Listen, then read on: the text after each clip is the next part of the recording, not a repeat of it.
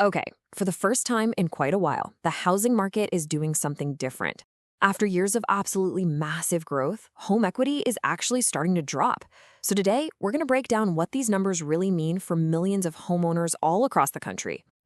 Let's just jump right in with a number that's been making headlines: negative $13,400.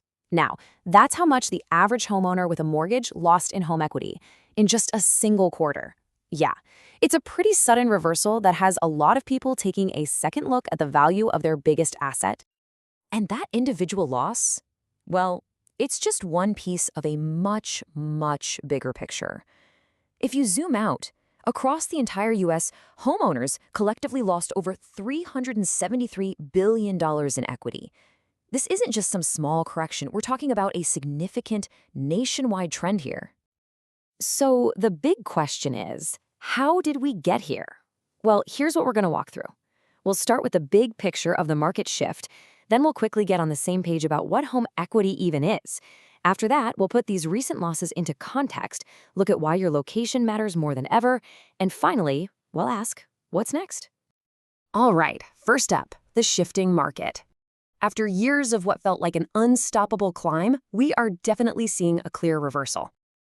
So at the very heart of this shift is a 2.1% drop in borrower equity compared to this time last year. Now, I know 2.1% might not sound like a huge number, but believe me, after the years of nonstop growth we've had, it really marks a major turning point for the market. Next up, let's make sure we're all speaking the same language. To really get the impact of this shift, let's quickly nail down a couple of key terms. So first, what exactly is home equity? The simplest way to think about it is it's the part of your home you truly own. You know, if your home is worth, say, $500,000 and you still owe $300,000 on the mortgage, your equity is $200,000. For a lot of Americans, it's the biggest piece of their net worth. And then you've got the flip side of that coin, negative equity. This is the situation you definitely don't want to be in. It happens when home values fall to a point where a homeowner actually owes more on their mortgage than the house is even worth on the open market. And you know, this isn't some rare thing that almost never happens. Right now, there are 1.2 million homes in the U.S. that are in a state of negative equity. That means 1.2 million households are, as they say, underwater on their mortgage. And what's really striking is how fast that number is growing. It's jumped by 21% in just the last year. This really shows you how quickly the recent drop in home values is hitting people, especially those who might have just bought recently. Okay, so now for some much-needed perspective: gains, losses, and context. Because while these recent losses are definitely significant, they really don't tell the whole story. We've got to put them into the bigger picture. This chart right here tells the story perfectly. Let's just walk through it. Back in 2023, the average homeowner gained a pretty solid $25,000 in equity. Then, by 2024, you can see that gain slowed way down to under $5,000.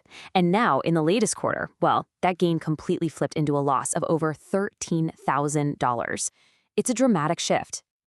But, and this is a really important but, here's the crucial context. Even with this recent drop, home values are still up about 52% since the beginning of 2020.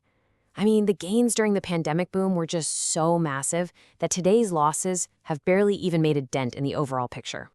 In fact, if you add it all up, despite this recent dip, American homeowners still hold a collective $17.1 trillion in equity. That is a massive cushion of wealth, and it provides a whole lot of stability to the market overall. All right, let's move on to what's really a tale of two markets. Because, of course, national averages only tell you so much. In real estate, we all know the saying, location is everything. And right now, we are seeing huge differences from one city to the next. We're seeing a really clear split. Home equity is actually still growing in major metro areas in the Northeast. Think places like New York and Boston.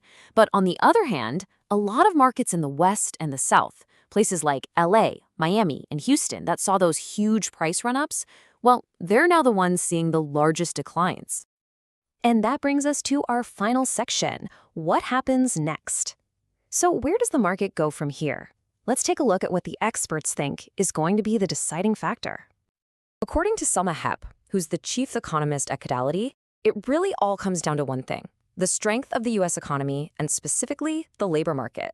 The thinking is, as long as the job market stays strong and people feel secure in their jobs, the housing market is likely to stay pretty stable. Which really brings us to the biggest question of all, doesn't it? Is this drop just a necessary market correction after a period of, frankly, wild growth? Or is it the start of a longer, more painful downturn? The answer to that question is going to shape the financial reality for millions of Americans in the year ahead.